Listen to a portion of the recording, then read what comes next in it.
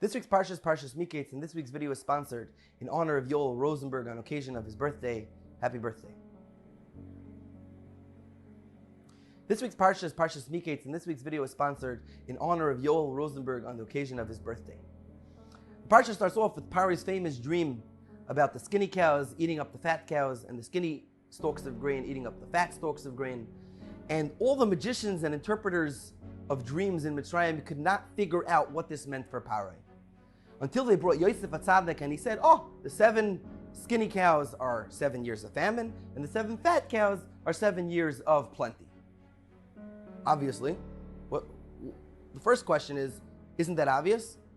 When is a cow skinny? When he has nothing to eat in a time of famine. When is a cow fat? In a time of plenty, when there's plenty to eat. So what was the big chiddush of Yosef that he came up with this interpretation that the other Chatumei Mitzrayim couldn't figure out? That's question number 1. Question number 2 is, even if they did figure that out, meaning once Yosef explained that that was interpretation, he now went on further and gave advice to Paro. And he said, once we know that there's going to be 7 years of plenty and then 7 years of famine, during those 7 years of plenty, make sure to save up and store your grain so that during the years of famine, you'll have enough to eat. Obviously, any idiot in Mitzrayim could have told Paro that. What was the chiddush of Yosef? What was so brilliant about Yosef that Paro was so enamored with him and saying, "Ein novoin v'chacham kamocha," there's nobody as smart as you. What was Yosef's brilliance? Anybody could have thought of that. And the last and third question is, how could Yosef, who was just brought up from the dungeon, a slave, and he comes before the king, asked to do one thing, to interpret Paro's dream.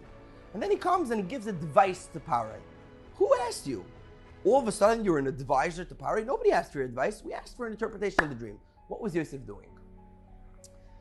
So I saw a vart from Rabbi Y.Y. Jacobson. He said over from the Lubavitcher Rebbe, Zecher Tzadik Levracha, that what Yosef was doing was explaining the interpretation of the dream that really the Chatumei Mitzrayim did think of.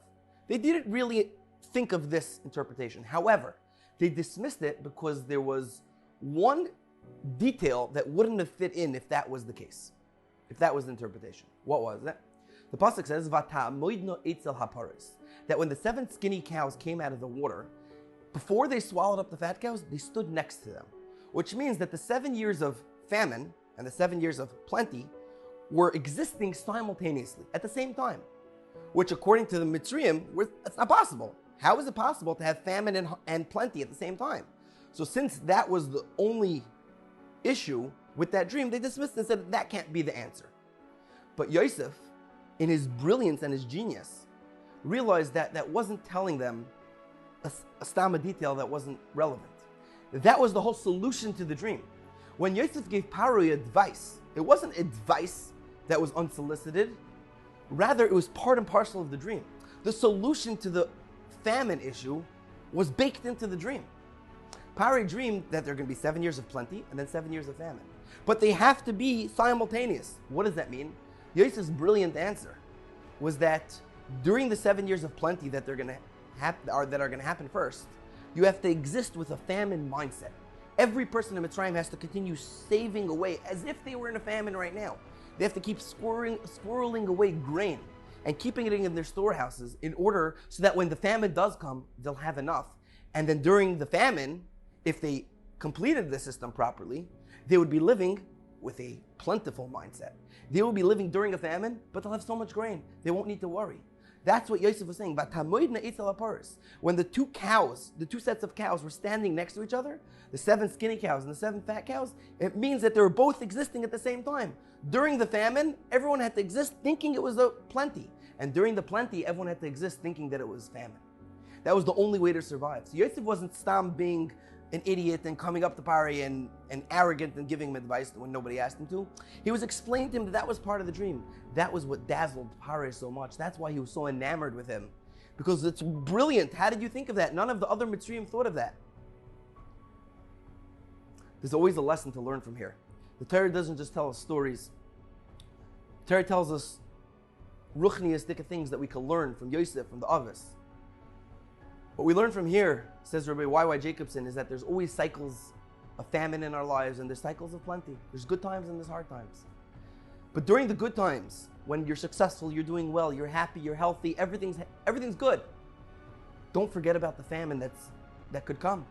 You have to work on the relationships with your friends, your neighbors, your family, your spouse. Be attuned to her. Don't be working late at the office every night just because you're making money, just because you're healthy and well and could do it. Keep your relationships in mind. Keep your friends, your family. Because in the times that, if chas v'shalom, there's a crisis that occurs, you won't be able to turn to those family and friends because you'll have neglected them, thinking, I know everything, I'm good, I don't need anybody. Especially HaKadosh Baruch Hu. When you're in the good times, they forget to daven. Because they have everything, they don't need to daven to Hashem. When a tzara comes, then they start crying out to Hashem. Keep in mind that during the good times, keep Hashem in your life, keep your friends in your life.